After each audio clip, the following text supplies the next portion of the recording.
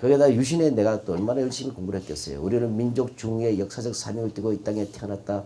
조성의 빛난 오늘의 대설려 안으로 자주 독립의 자신을 확립하고 밖으로 인류 공명에 이바지할 때다. 이에 우리의 나아갈 배를 교육의 지표를 산다. 기타 등등 1968년 12월 5일 대통령 박정희 국민교육 헌장을 50살 치매 때도 기억하고 있어요. 제가. 예. 그런 교육을 받고 온 사람이에요. 그런데도 이해가 안 가는 거예요. 왜 대학의 형사 아저씨가 있지? 우리를 보호해 주려고? 근데 형사가 더 무섭게 생겼더라고. 조폭처럼.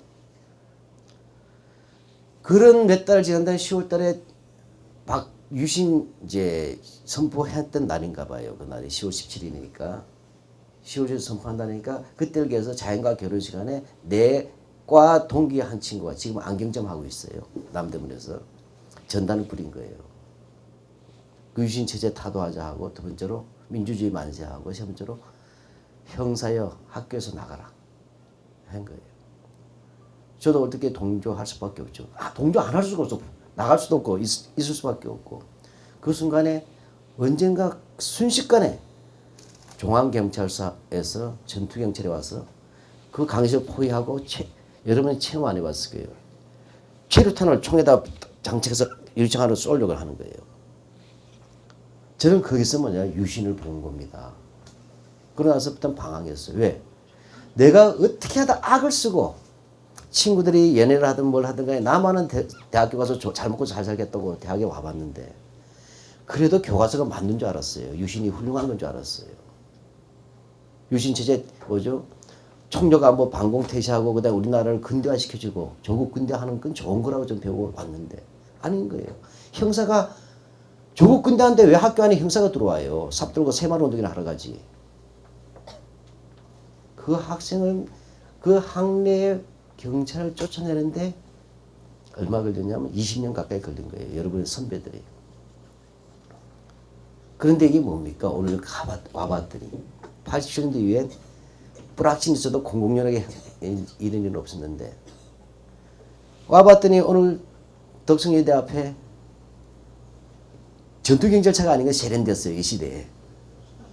예, 경찰차는 아니지만 또 학교가 왜 버스를 동원합니까? 바리케이트를. 그걸 찾아낸 거예요.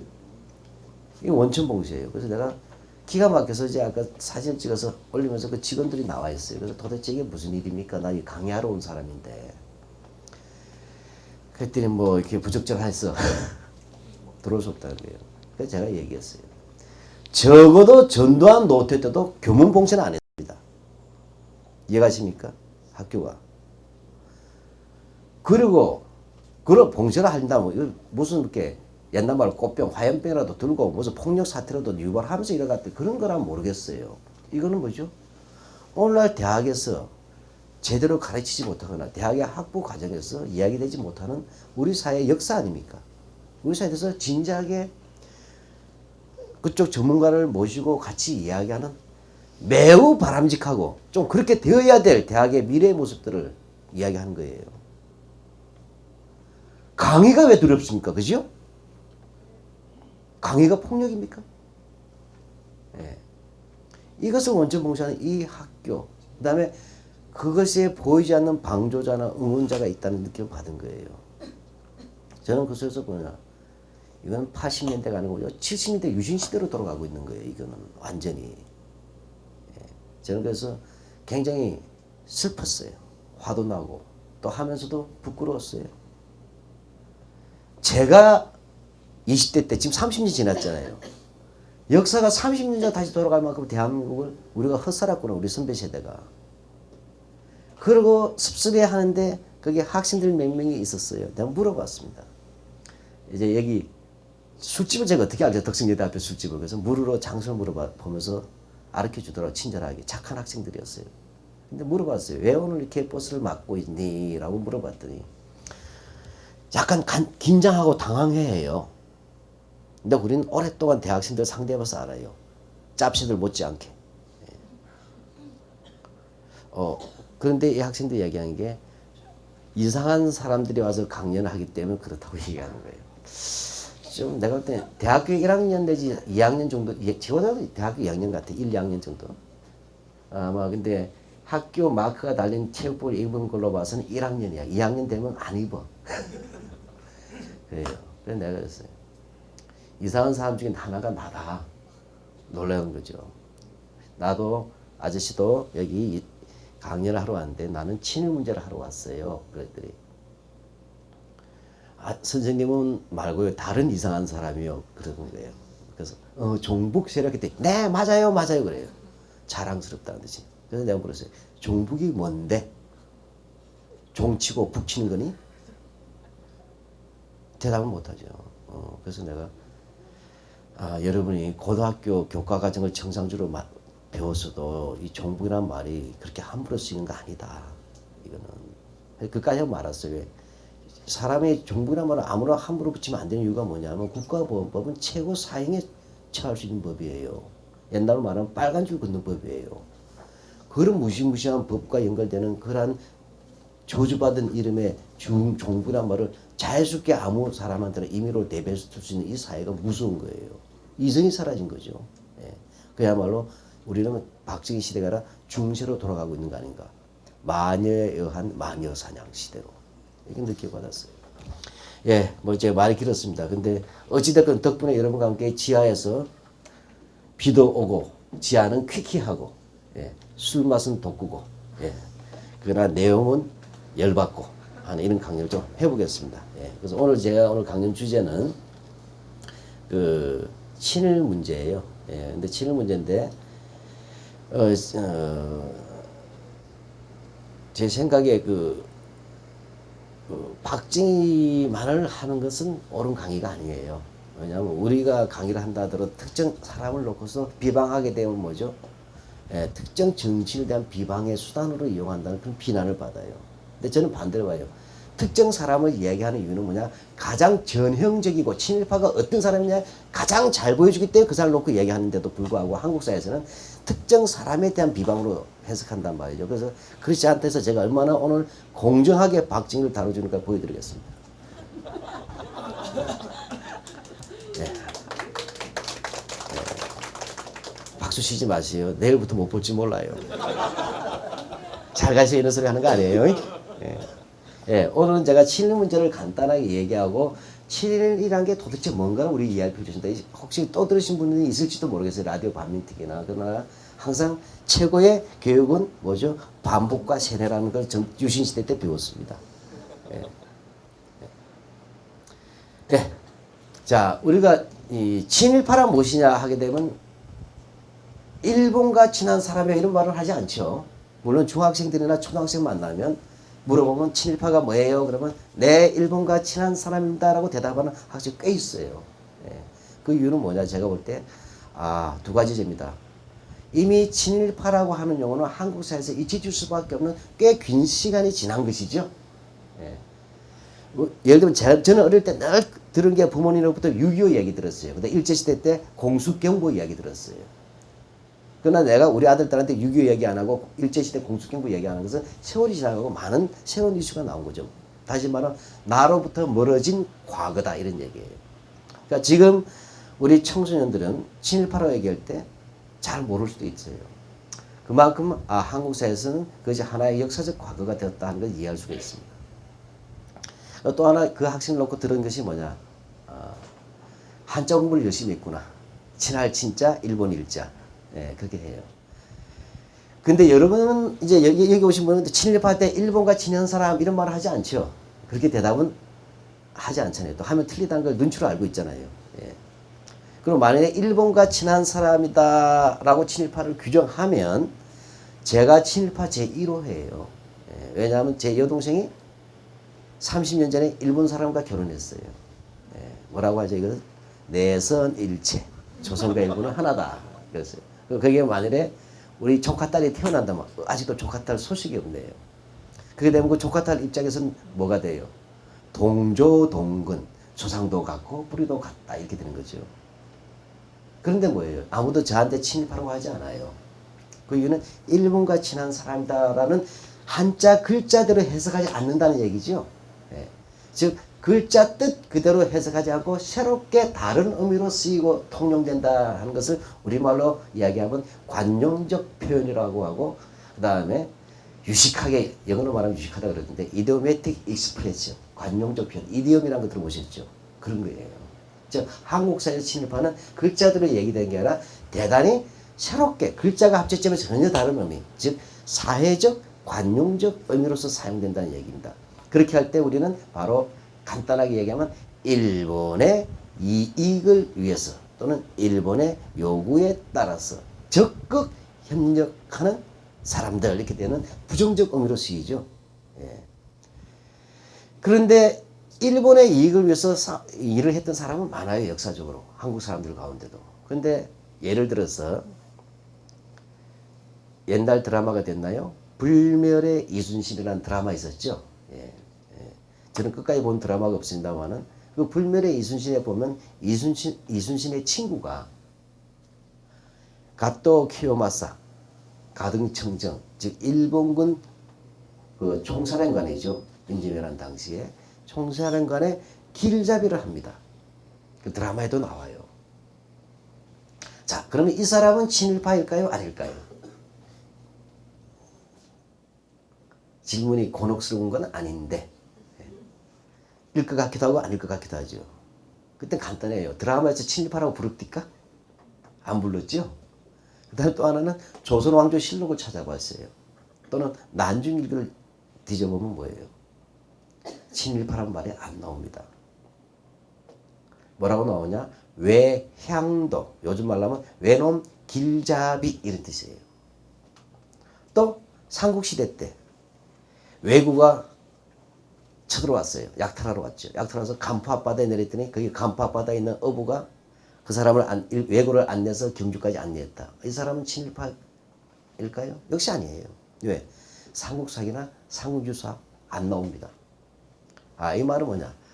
아하, 일본의 이익을 위해서 적극 협력했던 사람이라고 해서 아무 때나 붙이지는 않는다는 얘기예요. 특정한 시대에 등장한 사람들이다. 이해가십니까? 그러니까 영어로 하면 from to가 있다는 거예요. 어디까지, 언제부터 언제까지. 따라서 이런 말은 뭐냐면 우리가 역사학에서는 역사적 용어다 이렇게 합니다. 그래서 친일파는 관용적, 사회적 용어이자 역사적 용어로서 사용된다는 얘기예요. 근데 그 역사적 시기는 뭐냐? 우리가 잘 알다시피 1904년 5년, 물론 1876년 이른바 문호 개방 아시죠? 세국 전책에서 일본의 강요에 의해서 우리가 문호를 개방하고 이런 거가 병자수호조약, 요즘은 조유수호 통상 조규라고 부릅니다만은 예, 그 조약을 맺은 이래로 일본의 침략이 들어왔죠. 그러니까 우리가 본격적으로 볼 때 하나의 정치 세력, 요즘 말하면 뉴라이트의 주장은 옛날부터 있었단 말이에요. 수국 꼴통 이야기는. 그러나 그것이 의미 있게 사회적으로 매우 부패스럽게 한국사회에 영향을 끼친 것은 십몇 년 전부터잖아요. 그렇듯이 그건 의미가 있는 것은 대체로 러시아와 일본의 요즘 말로 맞짱 뜨던 시대, 러일 전쟁이라고 그러죠. 원래 정확하면 일러 전쟁이에요. 원래 전쟁 이름 붙일 때는 승전국 이름을 먼저 붙여요. 근데 우린 아직도 화가 안 풀린 거죠. 그래서 러일 전쟁 이러는 거예요. 예. 감정이 남아있는 거예요. 이 시기를 전환한 시기, 특히 1905년 을사조약이 있었지 않습니까? 을사오적 들어보셨을 거예요. 이 전환한 시기에 본격적으로 등장해서 1945년 8월 15일 해방까지 바로 이런 특정한 역사적 시기, 이걸 다른 말로 하면 어떻게 돼요? 여기 나와 있지만 일본 제국주의 불법적 국권 침탈, 그러니까 우리나라를 말아먹기 위해서 침략하던 시기죠. 근데 여기에 불법적이라는 말은 필요가 없어요. 왜? 제가 지나가다가 여러분 집에 가서 발길 여러분 뻥 차고 여러분 집을 차지했어요. 남의 집을 차지한 것 자체가 불법이죠. 원천적. 그래서 사실은 지금은 불법자 말 쓰지 않습니다. 왜? 남의 나라를 빼앗아서 식민지를 만든 것은 한 개인을 노예로 만드는 것, 노예제보다 더 잔혹한 거죠. 구조적이고 지속적이잖아요. 집단적이고. 그래서 우리는 지금은 그래서 한일 양심적인 학계에서는 콜로니얼리즘, 식민주의, 남의 나라를 식민지로 만드는 것을 보편적 반인륜적 범죄로 규정하는 운동을 하고 있어요. 도장 찍었냐 안 찍느냐 중요하지 않다는 거예요. 강제 찍으면 합법입니까? 그거 아니잖아요. 남의 나라 뺏어먹는 것 자체가 범죄다. 이렇게 갑니다. 그래서 국권 침탈 이렇게 보통 써도 관계는 없어요. 근데 그렇게 쓰니까 또 화를 내요. 한국 분들이. 뭐죠? 감정이 안 풀린 거죠. 앞에 불법이라는 말을 듣는다는데 불법 없어도 사실 범죄다는 얘기예요. 그러니까 그것은 1876년부터 1910년까지 그 시기는 침략 과정이라는 거예요. 이 침략 과정에 등장한 시기. 그 다음엔 1910년부터 1945년이겠죠. 예, 여기는 뭐예요? 침략 과정이 아니고 뭐죠? 수탈, 뽑아먹는 거. 그 다음에 안 뽑히려고 저항하면 밟아 죽이는 거. 억압. 그죠? 수탈과 억압. 물론 뉴라이트 학자들은 수탈과 억압은 원칙적으로 부정합니다. 그러나 여기서는 그까지 논쟁하지는 않겠어요. 네. 수탈과 억압의 시대. 그걸 다른 말로 하면 식민 통치 시기라고 하지 않습니까? 식민지 통치 시기예요. 예. 요거를 식민지 통치 시기라고 얘기하지 않고 뭐냐면 일본의 불법적 강점이라고 쓰기도 합니다. 예. 그런데 그 이유는 여기서는 그게 오늘의 큰 주제는 아니기 때문에 여기서 그 용어를 그렇게 쓰는 거에 대해서는 생략하겠어요. 지금 요즘 보면 일제 강점기라는 말을 쓰는 사람도 있고 일제 식민지 시기라고 쓰는 사람도 있는데 여기는 약간씩 다른 의미가 있다. 이런 정도만 이해해 주시면 되겠어요. 이 바쁜데 왜 제가 이렇게까지 길게 얘기하냐면 또 박한영이라는 사람이 실력도 없는 사람 아닐까 해서 이런 것도 알고 하는 말이다. 예, 이해해 주세요. 예. 그러면서 45년, 지금 1945년 8월 15일 이후에는 친일파가 원칙적으로 생길 수 있어요, 없어요? 원칙적으로 생길 수 없어요. 그 이유는 맞아 죽잖아요. 일본이 망해서 쫓겨야 돼 친일파가 나온다는 건 말이 안 되죠. 그 일제 잔재로서 남는 거겠죠. 그리고 일제 잔재가 다양하게 변화하는 것이라고 보면 되겠어요.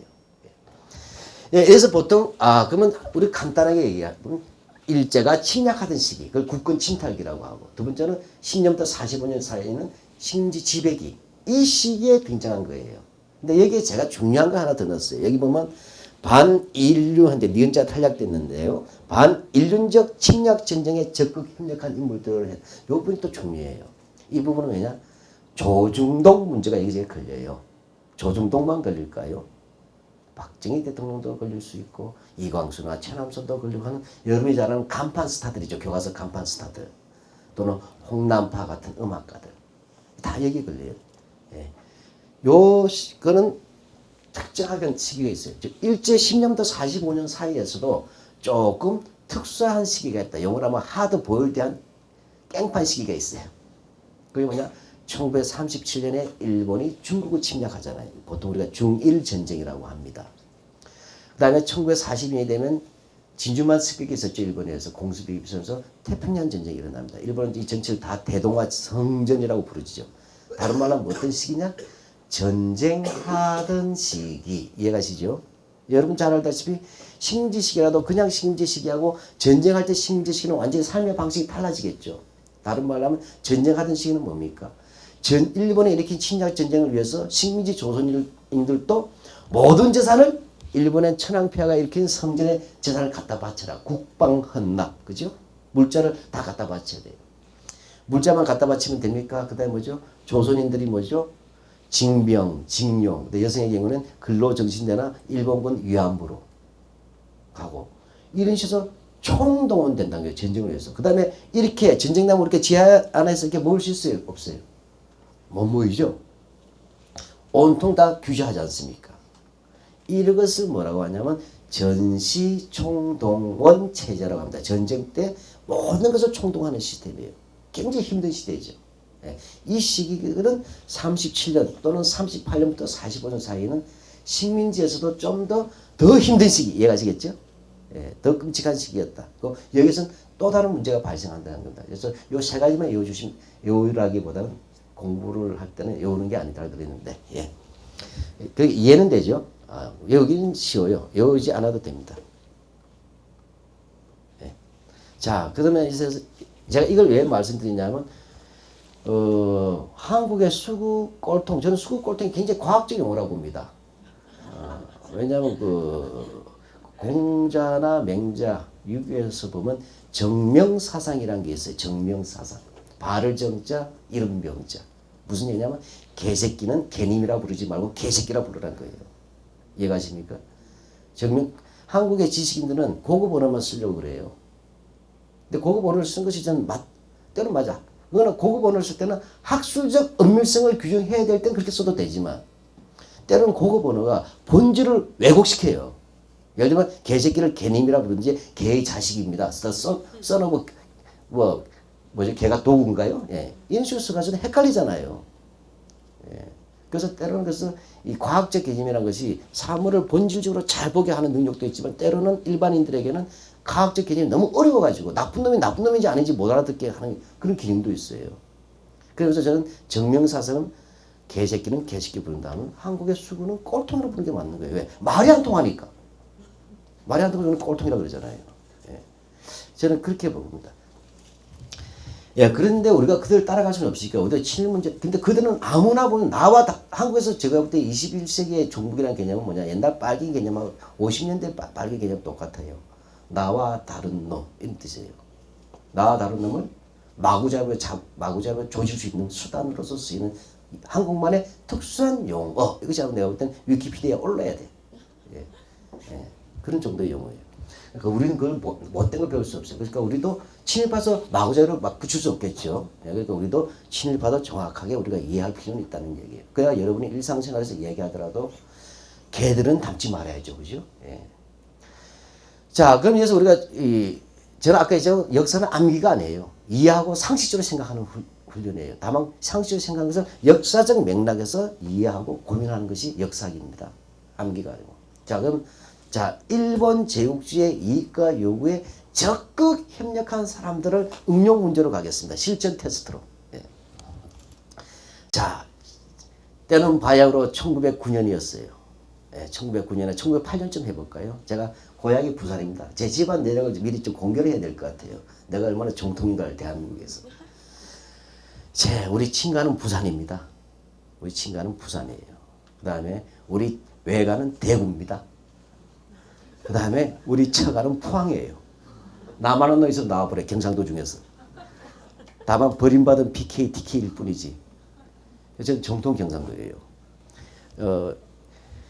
그다음 성도 박신혜. 예, 이 정도면 저는 한국에서 내노라고 한국의 가장 숫골 대학을 졸업했어요. 예, K대학이라고 민족을 팔아먹는 대학이라고 있어요. 예. 저는 그 대학의 내막을 너무 잘 알기 때문에 그래서 저는 모 대학에서 민족 무슨 대 이야기할 때 꼭 제가 대학 강의할 때는 그 학교 이름으로 얼마나 민족을 팔아먹은가를 강의를 했어요. 꼭 종강 때는 하고 우리가 민족 X대라고 부르는 이유는 민족의 빚을 졌으니까 니들이라도 갚으라고 하는 소리다 이놈들아. 그렇게 좀 가르쳤어요. 그러니까 강의가 잘 안 오죠. 예. 빚진 거 얘기해주면 안 되더라고. 예. 예, 근데 제가 하여튼 다시 돌아가서 1908년이었어요. 제가 부산에 살고 있는데 해운대에 살고 있단 말이에요. 저는 해운대 출신이에요. 예. 자, 그래서 제가 거기서 뭐냐면 오뎅바를 열었어요. 해운대 앞바다에다. 오뎅바를 열고 그다음에 가라오케를 열었어요. 아쿠아리움과 함께하는 가라오케 하고 그다음에 뭐죠? 아무로 나미의 엑스제페 막 부르고 싶어요. 근데 돈이 좀 딸렸어요. 그래서 제가 서울로 올라갔어요. 이토 히로부미를 만나서 남산에 한국 통감부가 있었잖아요. 그 당시에 우리는 이른바 일본의 보호국으로서 이토 히로부미가 통감으로 통치하고 있었단 말이죠. 그래서 제가 만났어요. 딱 가서 이토 히로부미 카카. 제가 너무너무도 일본을 좋아합니다. 너무너무 일본을 좋아하고 꿈에도 일본말로 말을 합니다. 그리고 여기에 제가 일본 문화를 사고 일본의 오뎅도 너무 맛있어서 오뎅바도 열고 가라오케도 열고 일본 밴드들도 데려오려합니다. 각각 돈 좀 주십시오. 그 야미게 잘 되면 일본어 학원도 만들겠습니다. 했어요. 자, 이럴 때 저는 친일파일까요? 아닐까요? 실제 문제 어렵지 않아요. 제가 생긴 걸 봐서 친일파같이 생겼다 하고 얘기하는 사람도 있던데. 자, 이럴 때 조금 복잡하죠. 나쁜 놈 같기도 하고 안 나쁜 놈 같기도 하잖아요.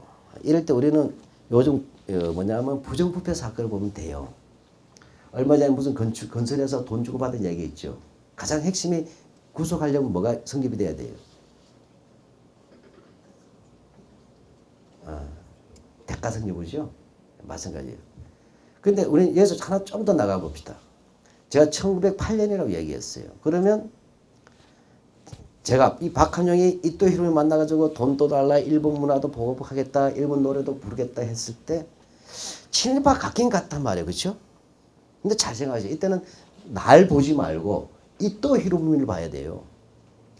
그때는 아주 간단해요. 역사적으로 볼 때는 이토 히로부미가 왜 왔을까라고 물어보면 다르잖아요.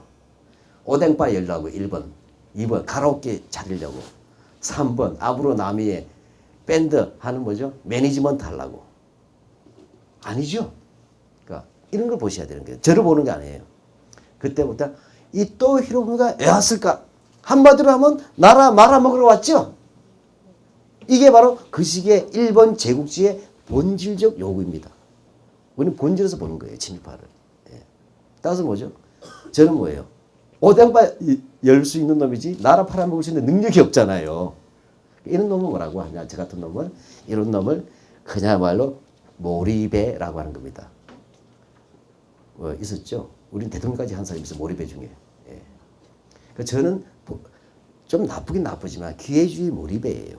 이런 사람이 아니죠. 따라서 이또 히로부미가 누굴 만나러 온 거예요? 오뎅바 열 놈을 만나러 온 게 아니라 나라를 말아먹으러 왔기 때문에 어떤 놈이 필요하다? 나라를 넘길 놈을 만나러 온 거예요. 이해가십니까? 따라서 1910년까지 당겨서의 제1세대 원조 친일파는 어떠한 모습으로 나타난다? 나라를 팔아먹는 놈이 되겠죠. 그래서 원조 친일파, 1세대 친일파는 매국형으로 나타납니다. 그래서 우리가 흔히 잘 아는 이완용 같은 을사오적 있죠. 1905년에 을사오적 이런 애들을 우리가 매국노라 부르는 얘들 뭐야 도장을 찍었잖아요. 나라 팔아넣는데 이런 이야기를 하는 겁니다. 예, 그렇게 해서 우리는 1세대 친일파는 매국형으로 나타난다. 자 그러면 1910년부터 1945년까지는 매국형 친일파가 있을 수 있어요? 없어요? 없죠. 왜? 나라가 하나밖에 없었어. 하나만 됐어도 또 있었을 거예요. 근데 안타깝게도 하나밖에 없었어. 그러니까 다른 2세대는 달라지는 거예요. 1세대 여러 가지가 있지만 오늘 강의는 이렇게 하게 되면 오늘날의 문제까지 못 넘어가니까 쭉 이건 넘어가겠습니다. 그림만 보시고요. 네, 요거는 이또 히로부미와 이완용의 기념접수예요. 네. 네. 잘 보세요. 이미지 할 때 일장기가 높고 흰 호마가 높고 대한민국 깃발이 낮죠. 얼핏말하죠. 누가 위다? 예, 일본이 위라는 뜻이에요. 근데 이또 히로부미가 안중근 의사에게 총 맞아 죽었을 때 이완용이 이 소식을 듣고는 머리를 풀고 맨발로 마당에 뛰어나갔다 그럽니다. 그래서 울부짖었대요. 기록에 나옵니다. 울부짖어서 이또공이 돌아가시다니 흉탄에 돌아가시다니 이게 무슨 날벼락인가 어느 흉악한 놈이 이런 짓을 저질렀단 말인가 하면서 통곡을 하면서 그냥 이또공이야말로 진실로 나의 아버지와 같은 분이었다. 요즘 말로 하면 이또공이야말로 나의 멘토였다라고 얘기한 사람이에요. 예, 넘어가겠습니다. 자, 그럼 우리가 흔히 제가 끝장 토론에 한번 나가봤어요. 끝장 토론. 그래서 제가 원조 친일파를 한번 얘기해봐야 이제 친일파들의 변종을 알 수가 있어요. 여러 가지 어떻게 변화하는가를. 지만론이라고 들어봤어요? 지 혼자 10,000원짜리 있지 않습니까?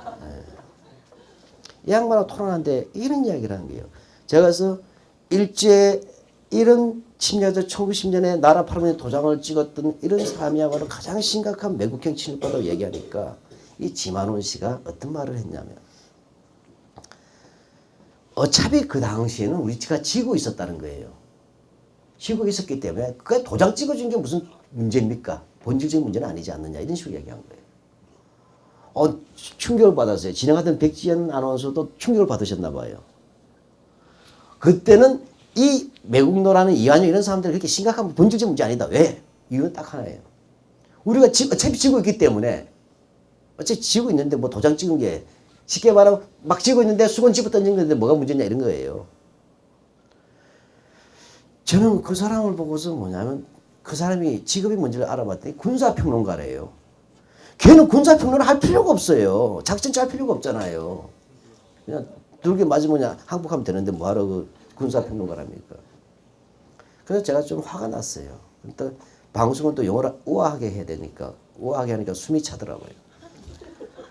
그래서 내가 얘기했어요. 자 그럼 봅시다. 그러면 그 당시에 나라를 팔아넘긴 사람들이 몇 명이에요? 우리 봐야 돼. 친일 임명 사전에 실린 거예요. 예를 들면 1905년 우리가 흔히 을사보호조약이라고 해서 외교권을 넘길 때 도장 찍은 장관들이에요. 5명입니다. 외우기도 좋네. 1905년에 5놈의 도둑놈, 5년에 오적 이렇게 됩니다. 근데 1907년에 정미조약이라는 게 있었어요. 예, 요거 설명 생략하겠습니다. 이때 도장 찍은 사람은 7명이에요. 그러니까 7년에 7명. 하여튼 연도 맞춰서 친일파가 나와요. 나 1910년에는 10자리 앉아서 9명이 찍어요. 한 사람 안 찍고. 그래서 1910년에 9명이 찍었어요. 합치면 어떻게 돼요? 12명에 5, 7, 9니까 12명에다가 9명 하니까 21명 이렇게 계산하면 안 되는 거 알죠? 왜? 삼관왕이 있잖아요. 이완용. 그러니까 겹치기 출입이 있어요. 예. 자, 이게 가장 결정적인 핵심 매국노죠. 원조. 근데 두 번째가 있어요. 이 나라는 게 도장을 찍은 거는 뭐 완성되지 않습니다. 그러고 나서는 뭐냐면 일본에서 뭘 주냐면 희한한 식민지로 만들었는데 조선 귀족들을 만들어줘요. 귀족. 여러분 나라가 망하면 귀족이 있을 필요 없잖아요. 조선 귀족이. 근데 만들어줘요. 이것도 이완용이 꾀를 냈어요. 이완용이가 꾀를 냈단 말이에요. 그럼 이 조선 귀족인데 자 그럼 여러분이 이제 그럼 귀족은 도장 안 찍은 놈들도 받아야 될 거 아니에요, 그죠? 이거 그럼 이제부터는 대한제국이 없어지고 대일본 제국 산하의 이왕직 격가지로 조선 귀족에 대해서 귀족 자기를 수여합니다. 이건 누가 주는 거예요? 천황이 주는 거죠. 이것이 바로 요즘 말하는 인증샷 아닙니까? 그죠? 인증샷 하는 행위예요. 그러면 여러분들의 경우는 비록 도장을 찍다 이 귀족을 주면 받아야 돼요, 안 받아야 돼요? 받는 행위는 인증해 주는 거죠. 나라 망했다는 거죠. 넘겼다는 것을. 이때 거절한 사람도 있었어요. 거절했는데 받은 사람이 뭐냐면 64명이에요. 64명. 물론 64명은 조약에 도장 찍는 건 당연히 포함되겠죠. 그래서 실제 몇 놈이 밑에는 귀족은 세습이 되죠. 세습이 되는 거니까 우리가 원초적 애초에 침입한 아니니까 그죠? 매국을 알고 자식이 돼서 이른바 핏줄로 받은 거니까 그걸 빼고 얘기하면 64명이에요.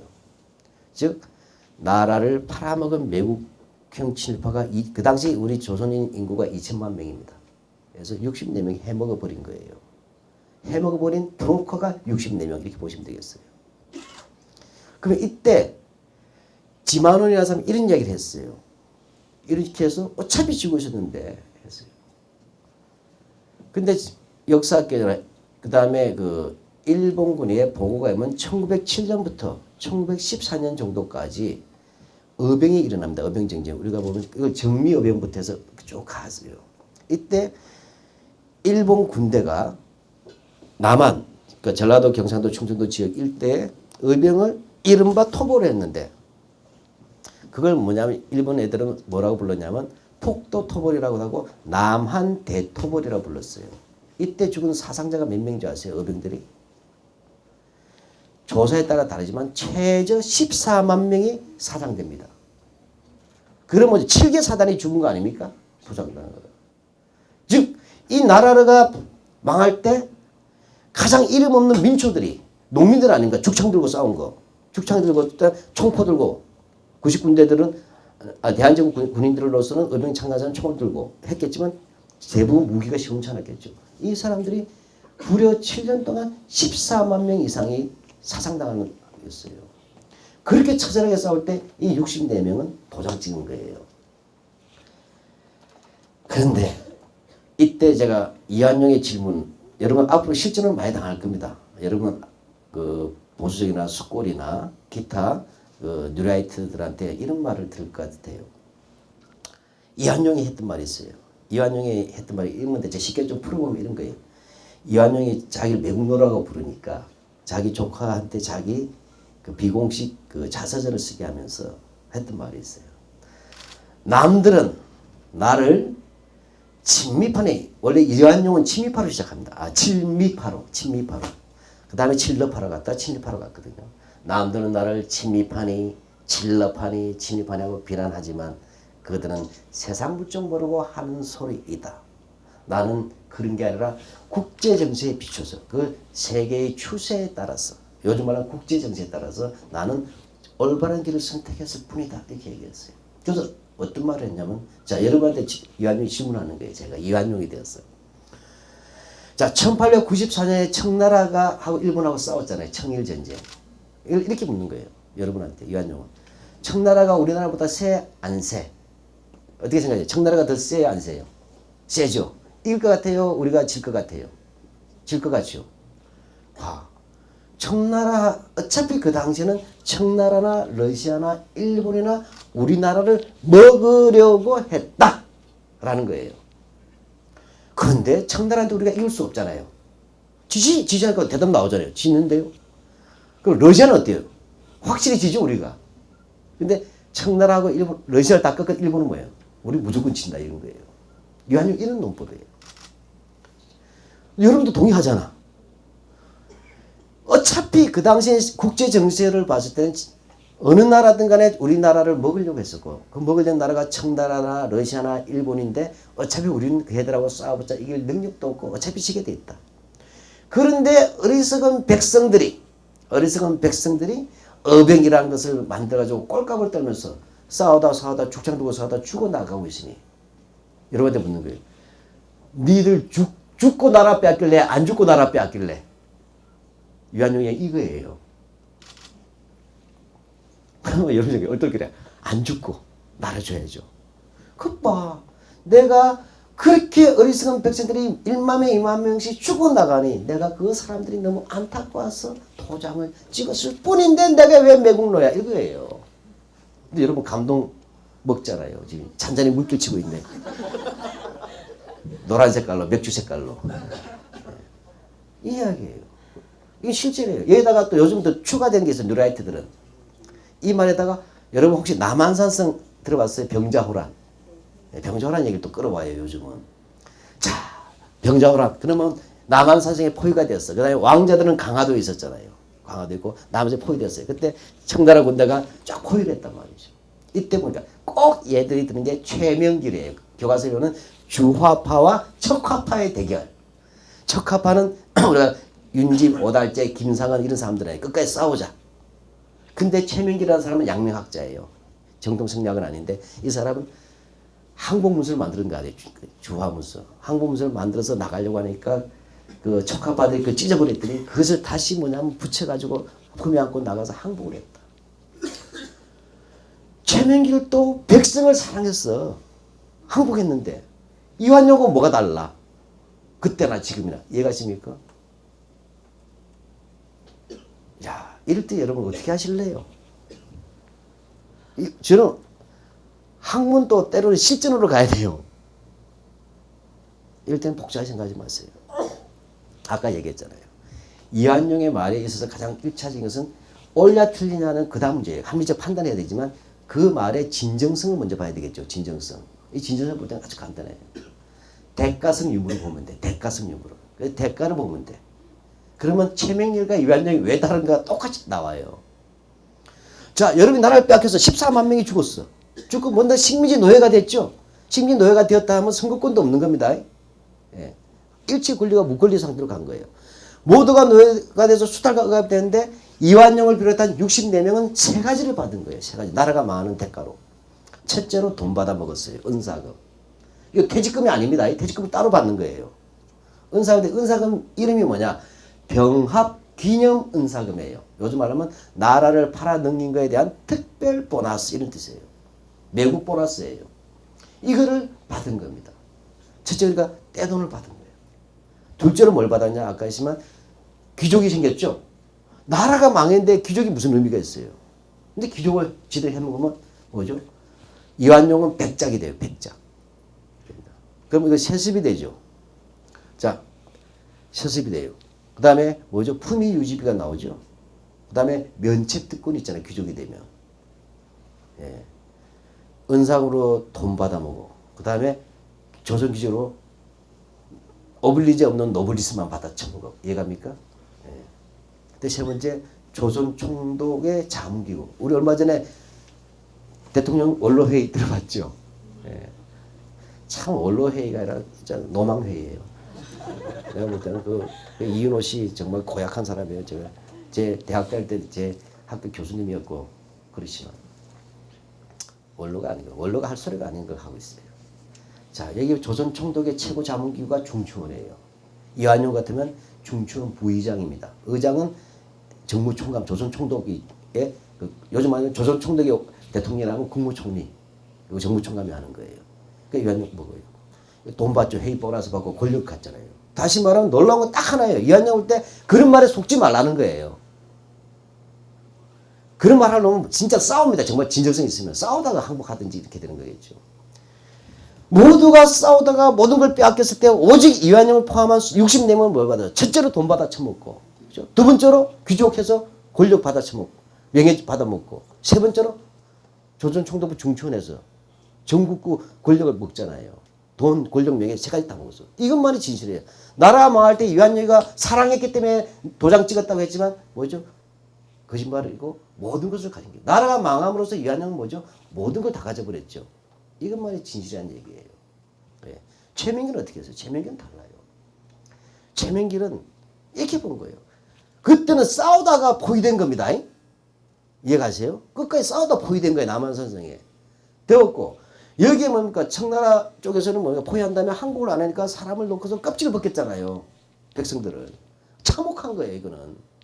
여기다 강화되어 있는 왕자들이 잡혀갑니다. 그래서 절망적인 거예요. 싸우다 절망 끝에 간 거예요. 이거 다른 문제입니다.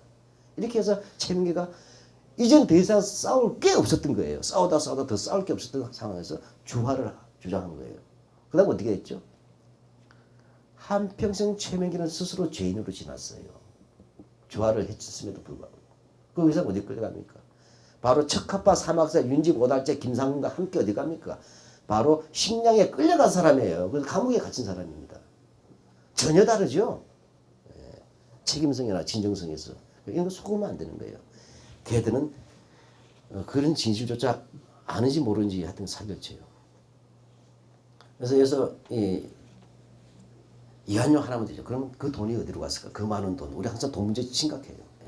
지금도 22조 4대강이 어디로 가는지 다 골치 아픈 게 많잖아요. 이완용은 10만 원이고 15만 원을 받아요. 그 당시 15만 원이니까 지금의 치면 어떻게 되냐면 이게 제가 이 표 만든 것이 한 5년 전이니까 금값 많이 올랐어요. 했을 때 보면 한 35억에서 40억 원 정도 됩니다. 쌀값 기준은 의미가 없잖아요. 이제는 우리나라 쌀이 뭐 이게 표준 물가 지수가 안 되니까. 그랬을 때 보면 35억 원에서 40억 원이 돼요. 그러면 이것을 은행에다 예치를 했단 말이에요. 왜냐하면 한꺼번에 돈을 찾으면 인플레이션이 생기죠. 그러니까 은행에다 예치하고 지금으로 치면 약 35억 원 정도로 보여줬고 40억 원 정도로 봐서 이것을 은행에다 하고 그 다음에 1년에 5%씩 이자를 받아 먹었어요. 그런데 이 집에 있으면 원금 찾으면 되는 거고. 자, 그래서 계산해보니까 여기 계산했지만 약 금가 기준하면 2억 5천만 원 정도에서 2억 원 정도 됩니다. 자, 여러분 보시죠. 이완용은 퇴직을 해가지고 나라 망해서 국무총리직을 사퇴하니까 퇴직금 나왔죠. 여러 가지 수당 다 받아먹고 또 부자입니다. 다 빼고 1년에 2억 원씩 이자만 2억 원씩 받는 분 여기 있어요? 이자만. 저는 본봉이 2억 원에 1년에 연봉이 2억 원에 분의 1이 또 안 돼요. 예. 4인 가족이. 그건 무슨 소리예요? 그냥 앉았어? 이자로만 2, 3억이 떨어지는 거예요. 나라가 많이 된 사람은 어떻게 된 거죠? 요즘 말로 하면 나는 맞는다. 1년에 한 번씩. 로또 대박을. 로또가 터져버리네. 1년에 한 번씩. 이해가십니까? 이것만이 이완용이 지지는 거예요. 그러면 여러분 1년에 한 번씩 먹고도 살고 모든 돈이 충분한데 모든 돈이 충분한데 돈이 막 생기면 어떻게 할래요? 돈이 넘쳐 흐를 때 이 돈을 어찌하면 좋을까요? 고민하지 마세요. 상상 안 해봤죠? 근데 좀 이렇게 제가 좀 나이 드신 분들한테 물어보면 대답이 똑같아요. 어떻게 딱 하면 땅 사요. 두보의 시에 이런 말이 있습니다. 춘막이라는 시에 보면 국파 산하제여 성춘 초목심이라. 나라가 망했는데도 산하는 그대로 있네. 성에 봄이 드니 초목만 근심처럼 깊어지구나 하는 시가 있는데 한마디 하면 나라는 망해도 땅이 어디 가냐? 이렇게 된 거죠. 이완용. 따라서 이 넘친 땅 가지고 뭐합니까? 근데 1914년에 뭐가 완성돼요? 토지조사 사업이 끝나는 거예요. 쉽게 말하면 부동산 등기제도가 되는 거예요. 그래서 이 이완용 같은 사람이 뭘 합니까? 권력과 정보와 남보다 앞선 감각으로 넘쳐나는 돈을 가지고 투자하는 거예요. 그래서 바로 이 64명이 대한민국 우리나라 역사에서 부동산 투기 제1호가 되는 겁니다. 그래서 이완용의 땅은 제주도 빼고 다 있어요. 이렇게 되는 겁니다. 저는 이것만이 진실인 거예요. 예, 근데 저는 우리가 할 때 뉴라이트라 할지라도 이완용에 대해서는 걔들도 비판합니다. 근데 이완용이 어떤 정도냐? 자, 이런 일이 있었어요.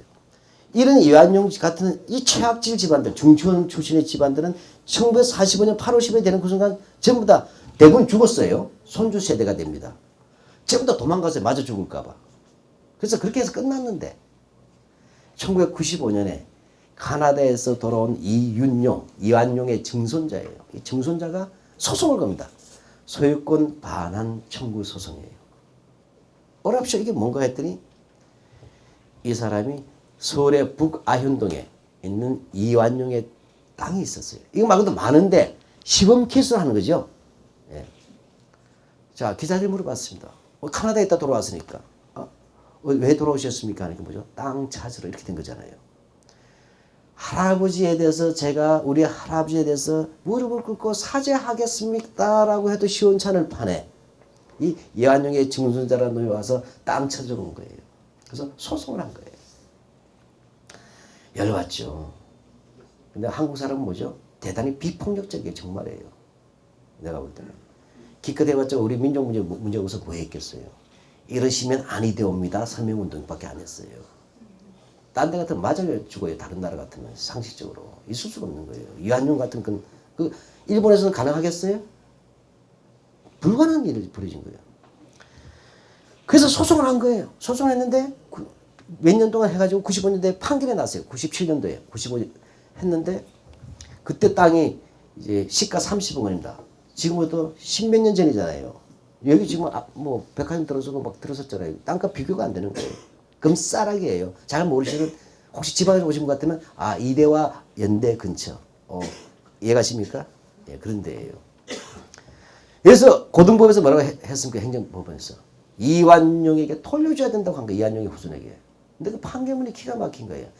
이완용이 친일 반민족 행위자인 매국노임은 틀림없지만 나쁜 놈이다 이거죠. 나쁜 놈이 틀림없지만 지금은 친일파들에 대한 재산을 처벌할 수 있는 법도 없고 옛날에 반민특위법이 또 이제 없어졌고 친일 반민족 행위자에 대한 재산을 환수할 수 있는 법도 없어졌기 때문에 이렇게 해요. 뭐 그건 또 그런 대로 이렇게 들었긴 들었어요. 물론 다툼이 이어지겠죠. 그건 뭐죠? 우리나라 헌법 전문은 뭐예요? 대한민국 임시정부를 결성하고 그죠? 근데 민법에서 뭐죠? 원천적 불법 행위로 받은 재산은 원천적 무효지 않습니까? 원천적 불법 행위 아닙니까? 나라 팔아먹은 것은. 이런 다툼인데 이 판사가 그런 법도 없고 하는데 그 다음 나온 말이 더 충격적이에요. 무엇보다 대한민국은 사적 소유권이 최고의 가치인 나라이기 때문에 개인의 재산권이 모든 가치보다 우선한다는 얘기예요. 최고의 나라이기 때문에 비록 반민족 행위자라고 해서 이완용에게 그의 땅을 돌려주지 아니한다면 향후 대한민국은 걷잡을 수 없는 혼란이 일어나기 때문에 마땅히 그에게 돌려줘야 한다. 이것이 판결문이었어요. 이렇게 해서 뚝딱 받아서 잽싸게 이완용 이걸 브로커한테 넘기고 도망가서 카나다에. 저는 그 판결 내던 판사가 훗날 뭐가 됩니까? 지금은 새누리당이나 이런 거 같지만 그제 한나라당인가요? 할 때 헌법재판소 재판관으로 추천을 받아서 한 달 들어갔죠. 그러고 나서 아주 나쁜 판결을 많이 한 사람이에요. 그래서 내가 그걸 보고서 그 당시에는 헌법재판소가 아니고 헌급재판소구나 이렇게 생각했어요. 예. 자, 이런 것들이 뭐냐면 제가 볼 때는 그 1시대, 한국 사회가 친일 문제가 끝났는가 물을 때 누구라도 나쁜 놈이라 인정하는 이완용의 문제도 안 끝났더라는 얘기예요. 이게 무슨 문제가 있죠? 원주인인 이완용이 도망감으로써 그 후손이 도망가면서 있어 다른 사람이 살고 있었죠. 그렇잖아요. 살고 있었는데 뭐 어떻게 해요? 95년도에 광복 50주년 커다란 기념행사 상에서 이 졸지의 사람들 뭐예요? 전부 다 쫓겨난 거예요. 이해갑니까? 이게 또 반복된 거예요. 나는 이것이 정의가 있느냐는 거예요. 이게 무슨 감정적인 문제고 이게 무슨 뭐 포스트 모던 문제입니까? 생존의 문제가까지 반복이 되는 이런 상황인데. 근데 이완용이 이렇게 해서 재판을 받으니까 누가 되겠어요? 이완용 친일파들도 라이벌이 있어요. 알죠? 종교에서 가장 무서운 것은 타종교가 아니라 이단이잖아요. 그 다음에 업계에서 제일 무서운 건 동종업계의 라이벌이잖아요. 친일파에서도 이완용의 천적이 있어요. 그게 송병준이에요. 조폭에 가까운 놈이에요. 이 송병준의 손자가 살아있었어요. 그 당시에. 나는 그 손자를 만나봤어요. 송병준가 거의 주먹쟁이거든요. 근데 90살이 넘은 송변준 손자도 이래요. 머리는 돼지 머리보다 커요. 지금은 죽었을 것 같아요. 송변준 손자가 유한용 땅도 찾을 수 있다면 우리 할아버지 땅도 찾을 수 있지 않겠냐. 당연히 판례가 있어요. 고등법원 판례니까. 근데 여기에 또 뭐냐, YS 정권의 김정선 정부 때 뭐냐, 우리나라 IT 강국하고 또 하나가 뭐냐, 조상 땅 찾아주기가 있었어요. 왜냐하면 6.25 전후에서 많이 우리가 어려워졌잖아요. 그러니까 자기 땅도 모르는 경우가 많고 해서 국가가 관리하는 땅이 많았어요. 그걸 돌려줘야 좋은 뜻이었는데, 그 다음 우리나라 부동산 투기 때문에 항상 뭐냐, 등기를 인터넷에서 조회하면 다 볼 수 있게 돼 있어요. 그 전산화 돼버린 거예요. 그러니까 유한용의 송빈재의 손자가 우리 할아버지도 한번 때려볼까? 한 거예요. 그래서 송병준, 약간 제가 과장 섞어서 얘기하자면 탁 쳤더니 그 땅이 쫙 올라오는 거예요. 그 중에 보니까 어랍쇼, 이게 뭡니까? 홋카이도, 북해도에도 농장이 있네. 이 홋카이도, 북해도 농장에서 숨은 얘기가 있습니다만 여기서 공개할 수는 없습니다. 하여튼 한국의 뭐 정보기관이 그걸 해먹으려 했다는 루머도 있었어요. 쫙 올라. 그 다음 또 하나가 뭐예요? 부평 미군기지입니다. 세상에 이게 백만 배 가까운 거 아니에요? 미군기지 그거. 어떻게 해먹었길래 홋카이도에도 지 농장이 있고 부평에 미군기지가 송빈준 땅인 거예요. 이걸 찾아내 간 거예요. 이것이 나와서 민족 문제에서 이건 안 되겠다 싶은데 마치 노무현 정부가 들어선 거예요. 그래서 뭐냐면 입법 운동을 한 겁니다. 왜냐? 지금 친일파 처벌하자는 건 아니에요. 다 죽었고, 그 다음에 그건 아니지만 적어도 이게 대한민국이 일제로부터 독립한 자주독립국가라면 적어도 그들이 나라를 판 대가로 매국의 대가로 얻었던 땅을 다시 돌려준다는 말이 됩니까? 그래서 이 법을 할 때 한나라에 그렇게 반대한 거 아니에요. 하는데도. 그렇게 해서 억지로 해서 친일 반민족 진상규명위원회도 만들어지고 친일 반민족 재산위원회를 만든 거예요. 이런 것들. 그러니까 저는 이런 부분에서 이 친일의 문제는 살아있더라는 거예요. 시간이 많이 가고 있네요. 예. 빨리 가야 될 길이 많죠. 예.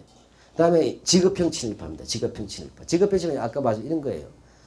아까 2세대 친일파 말씀드릴 때 지금까지 제가 원조 친일파가 보통 이런 데서 길게 얘기하면 안 되는데 원조 친일파 문제 이런 정도 심각하다는 얘기를 예시할 수밖에 없는 거예요. 유한용, 송빈준 문제만 해도 대한민국이 이런 조건이 있다. 지금도 땅이 있어요. 예. 그 다음에 10년부터 45년 사이는 제가 볼 때 매국형 친일파는 있을 수 없다. 왜? 나라가 하나밖에 없어서 또 팔 게 없었던 거예요. 그러면 10년부터 45년은 아까 말했죠. 수탈과 억압이잖아요. 자, 이 용어란 게 어떻게 바뀐 거 봐야 돼요? 말하는 놈들에 따라서 전혀 달라요. 우리로 볼 때는 일본 제국주의가 자선사업하러 게 아니라 뽑아먹으러 왔으니까 우리가 얘기하면 수탈이잖아요. 뭐 누라이트에서는 이것도 수탈이라고 안 봅니다. 그냥 교환 과정이라고 봐요. 자본과 노동의 뭐 이런 거. 예, 어찌됐든 수탈이에요. 근데 우리가 안 뺏겨 저항하죠. 저항하면 경찰이나 군대를 통해서 밟잖아요. 이걸 억압이라 그래요. 그러니까 일본은 뭐라고 합니까? 이것을 수탈과 억압이라 부르지 않았겠죠. 뽑아먹는 거 어떻게 부르겠어요? 뽑아먹는 것을 조선총독부에서는 통치의 효율화라고 부르는 겁니다. 그러니까 조선 일제시대 잘 보면 조선총독은 조선에서의 통치의 효율화를 위해서 우리는 잘 뽑아먹기 위해서 이런 뜻이 되겠죠. 그 다음에 억압 판단을 다른 말로 하면 통치의 안정화라고 그래요. 식민통치 안정화. 다시 말하면 이제 달라진 게 일본 제국주의 요구가 바뀐 거죠. 이또 히로부미 시대 때는 나라를 넘겨라 라는 매국을 요구한 거지만 이제 16부터 45년 사이는 바로 이 수탈과 억압 자기들로 말하면 통치의 효율화와 안정화에 대해서 적극 협력할 사람이 필요한 거죠. 잘 알다시피 조선인 인구가 2천만 명이 넘어요. 문화적 수준도 결코 일본보다 뒤지지 않고 오히려 더 높게 생각했지 않습니까? 심지어는 조선인들은 식민지 노예가 됐지만 동의가 안 돼. 왜? 얼마 전까지만 해도 일본은 뭐라 불렀어요? 섬나라 오랑캐라 불렀단 말이에요. 오랑캐 지배받는 게 굴욕적인 거예요. 문화적 자존심이 상했어요. 양반 집에는 집집마다 문집이 있는 나라였단 말이에요. 조선은. 일본은 집집마다 칼밖에 없었지만. 이런데 식민지가 용이차 일본인들만으로 식민지 지배를 할 수가 없잖아요. 따라서 뭡니까? 현재는 조선인 유력자들을 시스템화해서 조직화해서 수탈을 체계적으로 해야 되겠죠.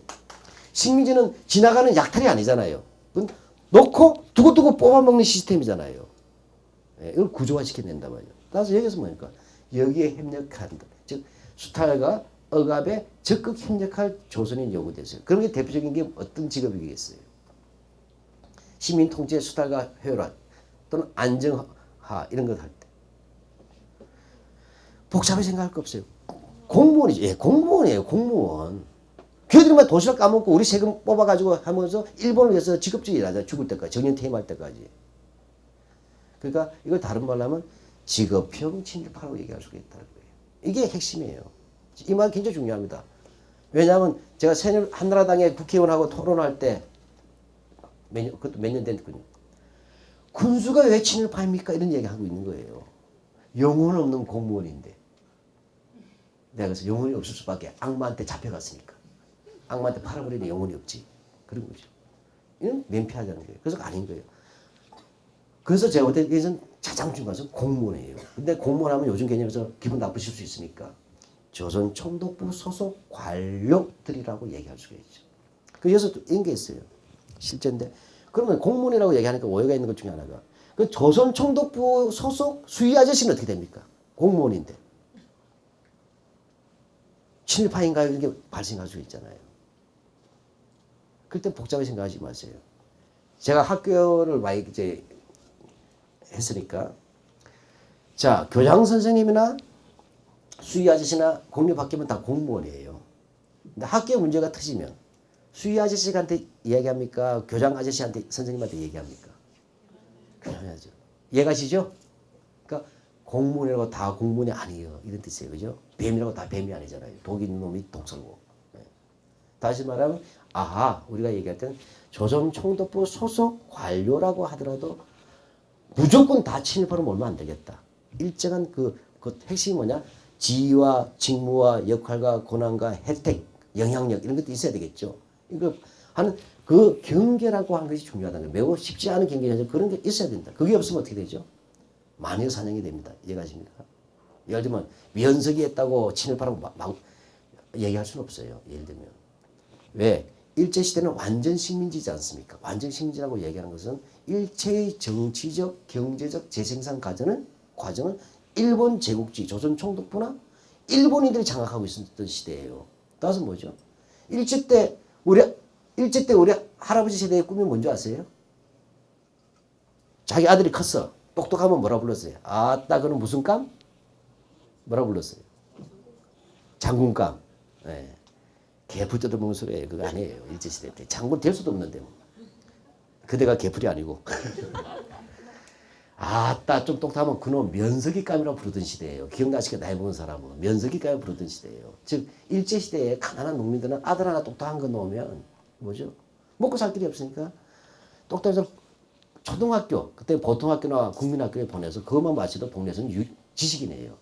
그래서 면사무소에 들어가서 면세라면 뒤로 쌀이라도 몇 톨 얻을 수 있지 않을까. 면세기가 꿈의 시대예요. 그만큼 뭐죠? 모든 걸 일본인들이 다 장악하고 있었단 말이에요. 완전 식민지. 그것도 35년이나. 그런 상황에서 뭐죠?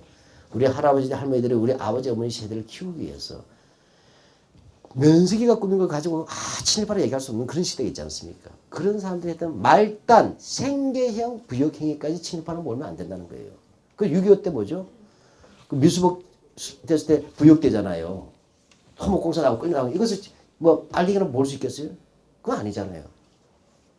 그러니까 우리는 친일 문제들은 그런 부분은 구분했을 때 그런 뭐냐 이러한 책임을 역사적으로 죽이자는 게 아니라 당신 그래도 이건 아니야 잘못했어라고 말할 수 있는 그런 직급이 있다는 얘기예요. 직급과 직무가 있다는 거죠. 그게 뭐냐 간단하게 얘기하면 군수 이상은 문제가 있다는 얘기예요. 군수. 군수하니까 군수 높은 거예요? 안 높은 거예요? 군수가? 높아요. 요즘 너무 아무나 대통령 되니까 막 가는데 그 군수 높은 거예요. 일제시대 조선인이 군수가 되려면 대한제국 때 군수하던 사람 말고 새롭게 등용된 조선인 군수 같은 경우에는 고등문관 시험을 붙어야 돼요. 요즘 말로 행정고시를 패스해야 됩니다. 요즘 대학교는 7급 공무원만 붙어도 지방대학교는 플래카드 붙여요. 근데 행정고시 쉽겠어요? 조선 1분이라고 경쟁하는 건데. 그 당시엔 고등문관 시험이라고 해요. 고등고시를 붙어가지고 들어가면 고등관이 됩니다. 이게 우리나라 치면 사무관이 돼요. 사무관. 5급 사무관입니다. 되면 3년의 수습을 거쳐요. 고등관 15를 거칩니다. 이 고등관 15를 거치면 고등에 되면 이렇게 되면 대체로 어딜 가냐? 군수가 되는 거예요. 근데 도지사는 꿈도 깨몽이에요. 깨몽. 왜? 도지사가 조선 사람이 있었지만 점차 없애고 일본인에게 다 넘기고 있어요. 또 8대 도지사 해봤자 13도로 어떤 8도든가 의미가 없잖아요. 내 사람 안 되는 거니까. 그래서 조선인이 올라갈 수 있는 최고의 행정 관료는 군수였어요. 그러니까 친일혁명 사전은 군수 정도는 책임을 물을 수 있다고 얘기한 거예요. 이게 마녀 사냥입니까? 그 정도. 근데 김용 한나라당 국회의원이 나오고 그때 토론할 때 군수가 무슨 죄가 있습니까? 공부 잘하는 죄밖에 없죠. 그런 거예요. 그래서 내가 그 잘나무를 어디다 썼는데 그때 이 사람이 그 다음에 그러니까 군수는 별로 할 권한이 없었다는 거예요. 그래서 제가 너무 열받아 버렸어요. 방송에서는 언어를 굉장히 쓰니까 조심해야 되잖아요. 안 가르쳐 주면서 조심하라 그러더라고요. 무슨 말을 써야 될지 안 써야 될지 가르쳐 주지도 않으면서. 그래서 내가 가서 열받아가지고 아니 그럼 조선총독부가 군수가 아무 일도 안 했다면 조선총독부는 알바생 썼냐고 그동안 35년 동안. 열받아가지고 코미디예요 이거는. 무슨 조선 식민지 통치가 알바 천국인 줄 아는 모양이에요. 그래서 저는 군수급 판검사 그 다음에 또 하나가 군장교예요. 얘기했더니 뭐 경찰문화 고등교 다 아는 얘기예요. 논지에서 이것은 친일 임명 사전에서 뿐만 아니라 학교에서는 적어도 장교 소위 임관 이상 소위 우리를 치면 다이아몬드죠. 오늘 군대에서는 다이아몬드 하고 바쁘대기 하나로 부릅니다만은 이상은 친일파예요.